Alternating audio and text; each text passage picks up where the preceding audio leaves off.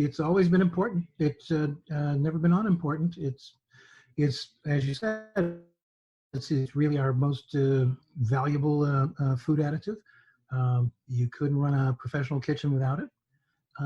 But over the last 50 years or so, there's been an ongoing battle against it. And it's certainly something I've always been curious about because it's pretty much my favorite food additive. We wanted to know about just how much we've been right about salt, how much we've maybe been wrong about it. So. Okay, we're just dropping you a little bit there, Michael. So maybe we could get you to maybe give us a brief history of what you've done, who you are, and then we'll get into the new movie and when and where we can see it. So. Okay. Yeah. My name is Michael McNamara. I'm the co-president of Markham Street Films, which is a company that was started by myself and my wife, Judy Holm, in the year 2000, I guess. We started it out of our house, and we've done, dozens and dozens of documentaries, some feature films. The films have mostly been about pop culture, but we've done a number of science films over the past few years, mostly about human health. We did a film called Not Just for Kids, Adult ADHD. Another one was called The Cholesterol Question. We were looking at the new and emerging science around cholesterol and heart disease. We did another one called Lights Out, which was about the effects of light at night on human health. And more recently, we did Catwalk, which was a film about cat shows. It's basically like Best in Show, but with cats, and it's real. And that was done for the CBC. So we've done feature films, genre films. Recently, we did a film called Level 16, which is a sort of a feminist horror thriller. It was directed and written by Danishka Esterhazy, and so I'm an exec producer on that. My wife Judy was the main producer on it. We're keeping busy, and we're always interested in stories about things that people think they know a lot about, and then we like to look at ways to kind of turn that common wisdom on its head, try and find a new way of looking at it, a new perspective. And salt is one of those things that's pretty common, and it's probably our oldest food additive. It's the one thing that is probably, it's certainly been a very important food preservative for centuries now. And as you mentioned, it's very much it was valuable and hard to come by at one point, and so it was basically used as currency. Apparently, the word salary comes from. And salad, I was surprised to find that out today. Yeah, salad and salary, both the roots of salt. I see a couple of things on your resume here. When you think about it, go ahead. No, I just see a couple impressive resume and quite a lot of work you've done here. A couple that I ring true, sound interesting to me anyway, because you just touched on ADHD, not just for kids. That sounds interesting. And Radio Revolution, the rise and fall of the Big Eight. Is there any place we can catch this stuff after it's not on TV anymore or after its premiere?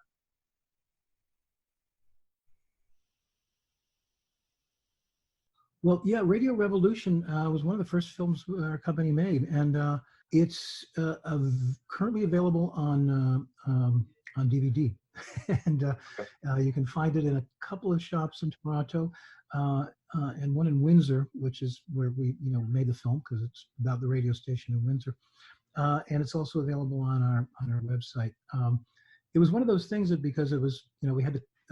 There was 24 pop songs in it, including Elton John, Guess Who, Alice Cooper, all these artists that were very big on that particular radio station. And so clearing the rights was important. And and we haven't really gotten around to re-clearing those rights because it's 24 pop songs.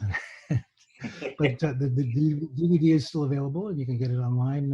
And one of these days, we'll figure out a way to because I think a lot of people who are interested in broadcasting and rock and roll culture and history. Sounds interesting. And the ADHD, not just for kids. I've been lucky enough. Yeah. So I've been lucky enough to be able to do sort of films about things that interest me. I had a friend who, he was pushing 60 and announced to me that he had just been diagnosed with ADHD, and I was completely shocked. I thought, wait a minute, isn't that just for kids? And he said, no, it's adults. Some adults have it all their lives and don't even know about it. So it was a pretty again, that was kind of one of those stories we thought, okay, we're going to take something that everybody thinks they know about and surprise the heck out of them.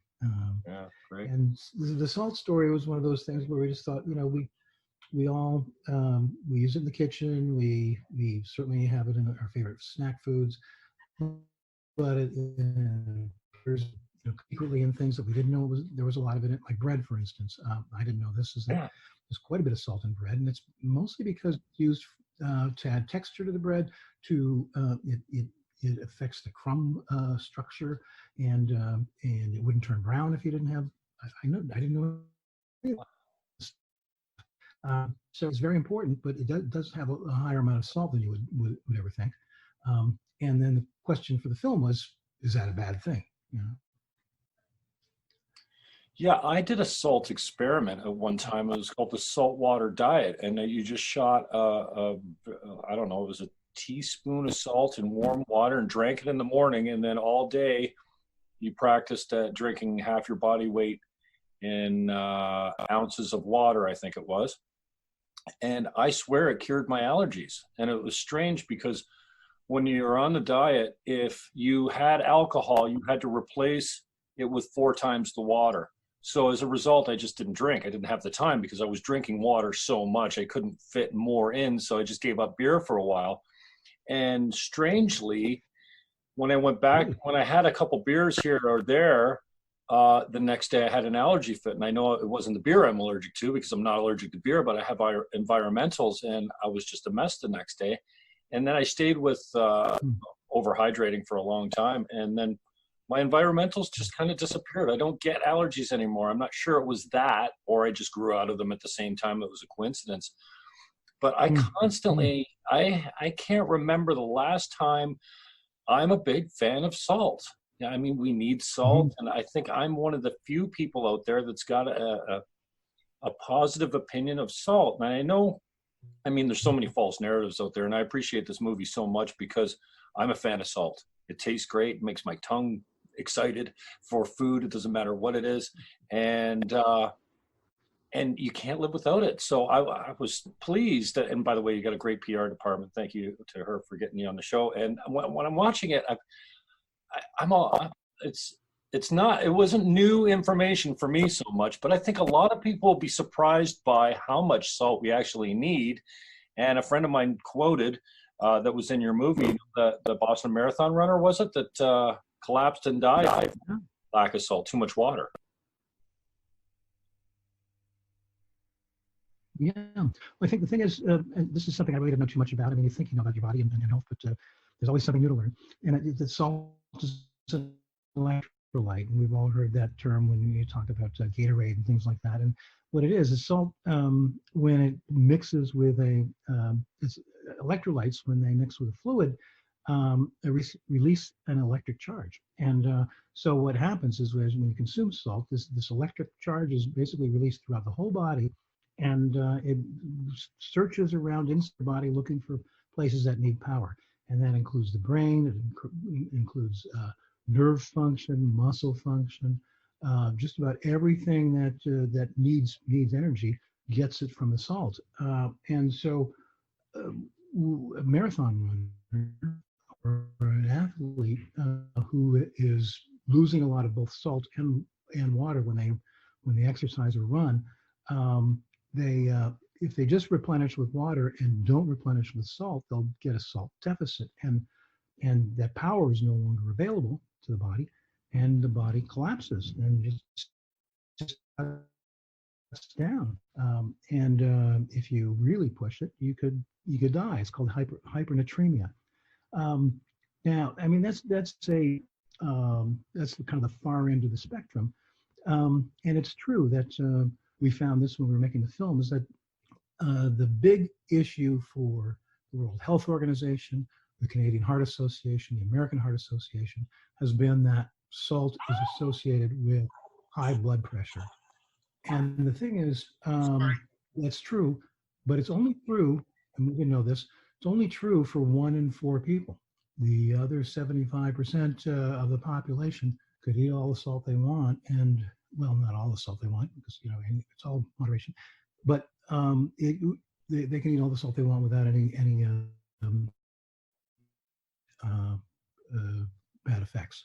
So when you think about that, you got to think about what is it that we lose when we.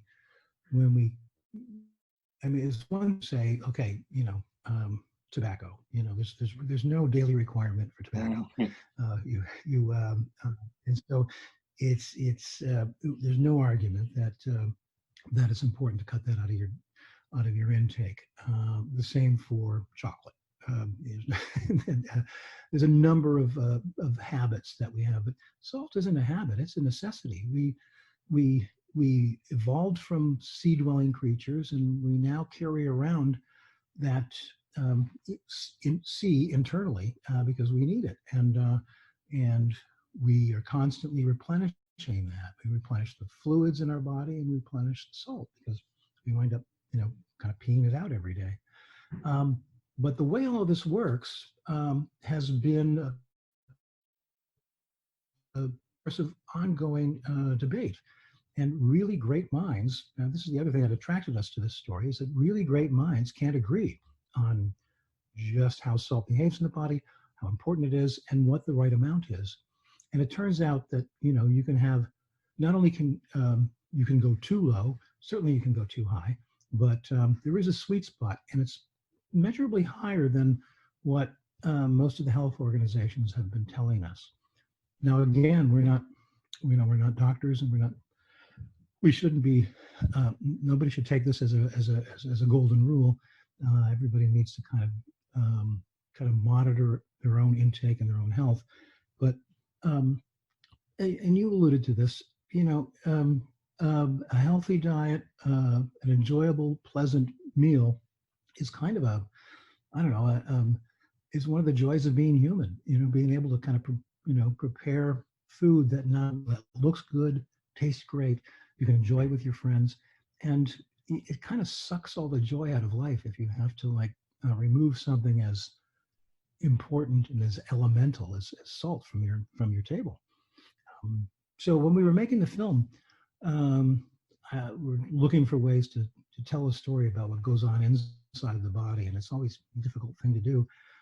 So the film opens actually at the Stratford Chef School, which is in Stratford, Ontario, and they have a 2-year program where they train internationally recognized chefs. And so it's a really great school, great graduates, and a number of the graduates have gone on to kitchens around the world. And so they do, it's kind of like a barber college, I suppose, or a dental college, where they try stuff out on the public. They do a 5 nights a week. They do a dinner that's open to the public, and it's like a 4-course meal with wine pairings, and it's every night is a different menu. It's a different cuisine and different head chef, and it's beautifully prepared food. And so we thought this might be a great opportunity to see how much salt goes into the preparation of a high quality meal. So we measured all the salt at the beginning of the day when they were preparing the meal, 60 people, and then we measured it again at the end of the night to find out just how much went out the door and onto the plates. I think most people won't be surprised that it's probably a little bit more than they would do in their own kitchen, because it was interesting to watch. I mean, there's these chefs with handfuls of salt just tossing them in. So it's professional chefs use a lot more salt than we probably would at home. But it's a very good reason. For instance, you don't think about this, but pasta water. You're making pasta. When you add salt, you increase the boiling temperature of the water. So this is for the chemical properties, not for the flavor. It increases the temperature of the water, and so it's a higher boiling point. It cooks fast, and it comes out al dente. If you don't put salt in, it's going to come out soggy because it's going to cook more slowly and softer, and it'll just get mushy. So salt is really important. It's not there for the flavor. It's there for its chemical properties. And time and again, we saw this in the kitchen where they were using it to tenderize meat or to brine fish. And there's lots of other reasons that you use salt above and beyond just, the nice hit you get off of a potato chip. I'm glad you said that. Talk about taking one of the most important things off. When somebody comes towards the salt shaker and in my presence at a table, I get the knife out to stab them because that's, as far as I'm concerned, that's mine, and it shall not leave the front of my plate, not even for a second. So, and a friend of mine, I was at a girlfriend of mine's house the other day, and she had this half-baked bread that you put in the oven, and it finishes off, and it's really nice and crusty, and it's great warm. And she brought me over some butter, and I asked her for some salt. And she said, "Well, what's the matter? You don't I put salt on it." I almost always ask for salt for everything. And she says, "What's the matter? You don't like my unsalted butter?" I said, that's sacrilegious. There's no, it's unsalted. Well, I bake a lot. She says, I said, "I don't care. You should never buy unsalted butter. That's one thing." And the movie was great. It was so cute in the opening segment there. "Oh, ever tried green peas without salt?" And I think of the things that are an unsalted cracker. Are you kidding me? Unsalted butter? That's outrageous. So I'm so pleased to see the movie, and good on you. I thought it was really entertaining. But did you learn anything in your making of the movie? Don't pass the salt. I'm sorry. Or pass the salt. I'm sorry. Would you? Yeah, I wonder. How much did you learn? Did you learn anything interesting about salt in the making of the movie? Am I still cutting out? Yeah. Well, what did we learn? That's a good question. This is the thing. When I make a science film, I'm not a scientist. I'm a storyteller and a filmmaker. And so whenever I make a science film, I become an expert for like about a year and a half. And then as soon as I start working on a new one, all the old stuff goes out of my head. I completely forgot everything I know about ADHD or cholesterol or those other things. So for the moment, I'm a salt expert, but I won't be a month from now. But I really never thought about the notion of salt as both a chemical resource when in the kitchen, but certainly it's important for all kinds of. It goes into steel making. It goes into it's. We couldn't go into all of this. I mean, our primary objective was to talk about it in the diet, and there were things I just had never really considered about it before. But it's one of the interesting things we found out was there was a study that was done, and this is I think one of the things that triggered us looking into this in the first place. There was a study done in Moscow with where they did a simulated flight to Mars, and they had Russian cosmonauts basically locked in a simulated space station for a period of about 13 months. And doing studies of diet are really difficult because all you can rely on is people's food diaries. The only other, and most scientific studies require isolation. You need to isolate your subject from the rest of the world and from outside sources. So this was a perfect opportunity to really look closely at what was going into the body and coming out of the body. And so a team of German scientists came just to do that, to control all the food intake, to control the salt. And then they experimented with how much salt they would put into the diet and to see how it was processed in the body. And they were shocked at the things that they discovered about salt. For one thing, they found that we store salt. They never knew this before. They always thought that one of the reasons you need to you have the taste for salt is because you need to constantly be replenishing it, because you can't store salt the way you store fat. Well, it turns out you can, but they can't figure out why. It's not. It basically is going into other parts of the body that have nothing to do with this electrolyte system I was talking about. They found that it's being stored in the skin. So we actually went to the people that ran the study are now doing follow-up studies in Singapore. So I got to go to Singapore and film the research they're doing there. And they have MRIs that they've retuned to look for sodium in the body. And so you climb in and they scan you, and they can actually see the salt in the muscle tissue and in the skin. And they found that the older you get, the more you store. And again, they can't quite figure out why.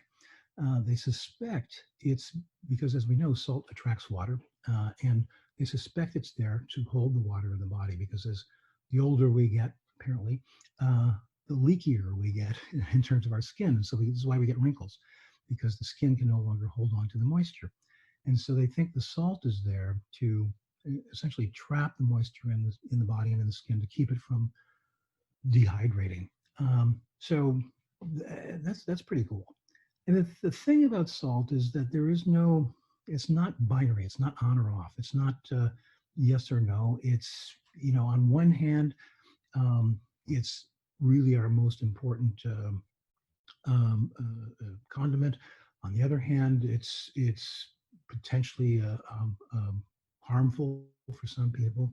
It will preserve food, but will also, anybody who's ever been through a Canadian winter knows that it'll destroy your pant cuffs and your shoes and your boots and your car. It'll cause salt and rust and so on. So it can degrade and erode and cause all kinds of sort of problems. But at the same time, it's kind of the Jekyll and Hyde of our foodstuffs. And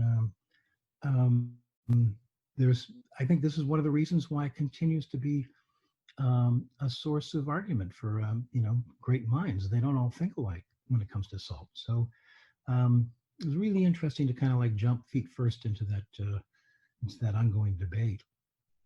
Michael McNamara is my guest. He's the director of Pass the Salt. Did you any industry feedback at all, Michael?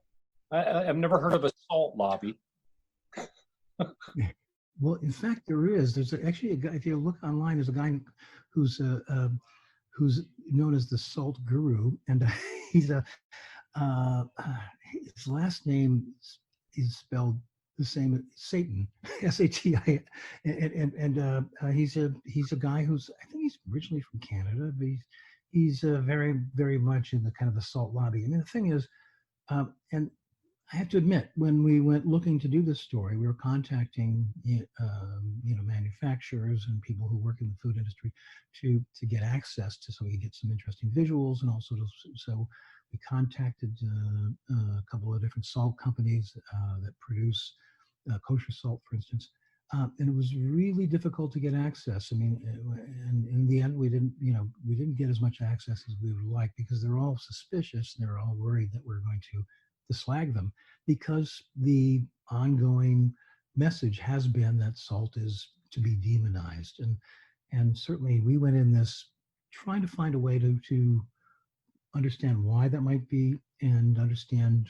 whether or not it's been fairly and justly demonized. And so far, everything we found points to it was kind of an easy target, I think. There was a lot of. I mean, the thing about nutrition is that it's really still a kind of we're still beginners when it comes to knowing just how things work. I mean, every couple of years there's a new one. You need red wine in your diet. It'll clean out your pipes. Oh no, you shouldn't be drinking any alcohol. I mean, coffee is good for you. Coffee isn't good for you. High fat, low fat, high carb diet, all those things. So every once in a while, one of these things comes up, and you got to, like, excuse the pun, you got to think about it take it with a grain of salt. And the thing about this particular message is that it's stuck as long as it has. It's been I mean, the thing is, they debunked all those other ones I'm talking about, but the salt one continues to be a real bone of contention. And in fact, you mentioned at the beginning, somebody saying, "Have you ever had peas without salt?" There was a man named Dr. Clyde Yancey, who's at Northwestern Hospital in Chicago. He was the head of the American Heart Association, and he wrote an article because he went looking for new research to find out whether or not there was a benefit to cutting back salt in your diet, especially for people who had already had heart disease. And they couldn't find any evidence, none. And so he wrote this article saying we've got to stop telling our patients to remove salt from their diets because it has all kinds of unintended consequences.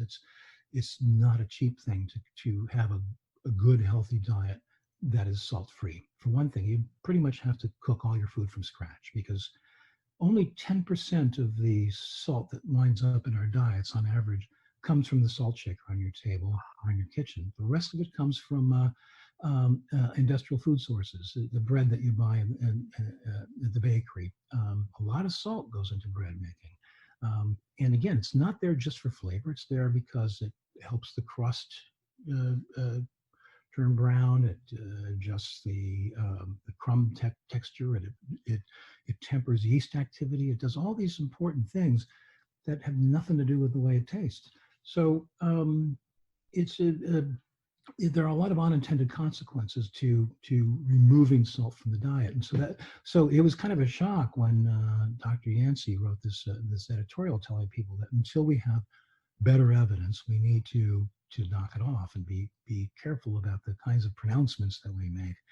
And that was a shock to a lot of the medical community. So certainly we wanted to talk to him. It's really interesting when you have, and I can't think of anything else that has been so contentious for as long as it has been, than something as simple as how much, how little, is there a sweet spot, and so it's been an interesting challenge to tell this story. Yeah, I can imagine. And you mentioned so many things. There's been conspiracies on so many products. The fat intake, with animal fats, good for us. We know now. Butter, even. Eat margarine. Eat margarine? Are you kidding? It's like a petroleum product, for crying out loud. And salt will give you high blood pressure. Well, is that actually untrue? Are we, and who's going to dial it back? And who stands to be the beneficiary of people getting the message and going, yay, salt. So I'm going, and when I was on my salt water diet, if I forgot to do a shot in the morning, it was just a small shot of salt water. The idea was just heavily salt your food afterwards, which is never a problem. And so many things, I mean, French fries, you name it, you can't eat unsalted chip. And it's really amazing to me when you say 10% comes from the salt shaker. Wow, that blows my mind. And I get the yeast temperament. I didn't know about the browning of the bread and stuff like that, but the crust is the best part. A nice crunchy crust, Yeah. Absolutely, yes, absolutely. Yeah, so it's just one of those things that you just really we take for granted, and at the root of all of this has been this idea that salt has an effect on your blood pressure, and it's true. High amounts of salt, really high amounts of salt, can affect your blood pressure. But when it comes to moderate amounts of salt, only 1 in 4 people, or 1 in 5, depending upon who you talk to, are salt sensitive and will have a high blood pressure reaction to sodium intake. The other 75% of us really don't need to worry that much as long as we maintain a moderate amount. And it's kind of like, sort of hitting a fly with a sledgehammer. I mean, you to make pronouncements about something that is just so fundamental to the way we live and the way we eat, and our cuisine around the world really relies on it. The Korean food is really salty. Certainly French and Italian cooking really, they would just look at you. I mean, a bruschetta, you got the tomatoes, you got the olive oil. you got to have some salt on that, or just, for color, for texture, for flavor. It just intensifies, and enhances and it's true that 1 in 5 people will probably have some kind of a blood pressure reaction to that. They need to watch themselves, but it's very much an individual. It's one of those things, when you're telling these kinds of stories, people say, okay, well, so what's the final word on this? Is it good or bad? And the answer is yes. It's so it's good or bad, depending upon how much and who you are and what your ethnicity is too. There may be it may be some populations may be more salt sensitive than others, and they're still kind of figuring that out. So it's important not to really look at the way it affects you personally, and only because I'm not a doctor. I just play one on television, and so. Yeah, I found it interesting. The guys out in BC that were actually, well, they say they weren't making salt because salt's been here long before humans were here, but they were taking the salt out of the fresh sourced saltwater sea in BC. And what's your reaction been? People just throw up their hands and go, okay, I'm back on salt, or do they resist and dig in and say, wow, you might think it's okay, but yeah, that's a good question. The film hasn't premiered at the moment. Anyway, it's we get to get any kind of reaction from the public. We've only been showing it to friends and so on. And let's face it, most of us, as Canadians, we have the average Canadian salt intake is somewhere between 3.5 grams and 5 grams. So what would that be in a tablespoon? That is basically about a tablespoon and a half, or a teaspoon and a half of salt, give or take. Okay. And the American Heart Association, the Canadian Heart Association, they want us to go down to less than a half a teaspoon. Not a lot, and it doesn't go very far. And so there has been, this is the other reason why there's been this kind of contention about it, which is like, go that low, not only are you affecting, the pleasures of good, healthy eating. That's another thing. You mentioned peas. There are some cruciferous vegetables like broccoli, for instance, or Brussels sprouts, that not all that tasty until you sprinkle a little bit of salt on them. Completely transforms the way, it tempers the bitterness. Eggplant, it's another. It completely transforms the dish and makes it so. These are all healthy foods that you would probably be eating more of if you put a pinch of salt on it. So this kind of fear of salt is really unfounded. So. Now, David Suzuki narrated the film. I hope I'm not giving too much away, and I'd like you to give us some information as far as where we can see it. But he said a pinch of salt. I just brought my trusty salt shaker out here because I have one in my desk. I eat at my office desk so often that I have a salt shaker. Wow. And I'm just looking. He said a pinch of salt can contain 1,000 granulars or grains of salt. I was thinking in my mind, that sounds like a lot. And I'm just looking here. I just put 20 or 40 on my desk here, and man, it doesn't seem like 1,000 grains would fit in a pinch. It must be a big pinch. Well, yeah. And it depends on what kind of salt it is too, because table salt compared to kosher salt, for instance, the volume is very different. You can take an ounce of one and an ounce of the other, and they'll be very different in terms of the density. And so this has become a kind of a problem with, and it's why kosher salt has become kind of the standard for kitchens and for chefs and for recipes. A lot of people will use a recipe and use table salt, and they'll find that the dish is completely over salted. That's the other interesting thing about salt is one little pinch can can transform and make it, enhance the flavors of a dish. One pinch too many can render it inedible, and it's a kind of I can't think of anything else that's like that. I mean, there's sweet and there's sweeter, but there's salt and there's too salty, so it's a very interesting, very complicated, complex, but simple on the surface substance. And it's been really an interesting challenge to tell this story. But fun. That's an interesting point you brought up there. Your unsalted dish goes from something's just a little missing here. Maybe salt will take care of it. Salt almost always does. And then to the point where if you oversalt it, it's ruined. You don't even want to go near it. You would eat an undersalted dish with no trouble. It's just kind of, you're hoping for a little spice there, but then if you get too much, I wonder, did you come across, when we're talking about different salts in the film, some salt being fluffy, and I wonder if you saw a distinction between iodized salt, which everyone seems to think is evil, to the gray salt that I use in the kitchen. I actually roll it out with a rolling pin on a wooden board to get it to come down. And the gray salt is loaded in nutrients, apparently very, very good for you. Yeah, I mean, the thing is,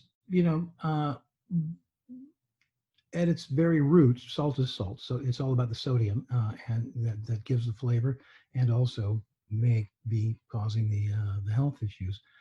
And different salts, you're right, will come with different. There's really no difference between sea salt, for instance, and salt that comes from a mine. They all basically, because from the mine salt started out of sea salt. Yeah. So there's no difference in terms of the health aspects, but you're right. The way it's been processed, the way whether things have been added to it or not. There's smoked salts. There's sea salt that's been naturally dehydrated using the sun, as opposed to and there's fleur de sel that you get in France and so on. And then there's a lot of the sea salt that's produced in climates like Canada's are done using big vats that boil down and reduce and remove all the water, and then create these beautiful crystalline. You mentioned the one in BC. It's beautiful salt, really, really lovely, highly prized. We filmed when we were in Singapore. We filmed at a soy sauce factory. Not really a factory, it was a sort of a boutique operation, a family operation that's been using traditional methods for making the soy sauce, and soy sauce was invented to kind of stretch salt back in the days when salt was very expensive and hard to find.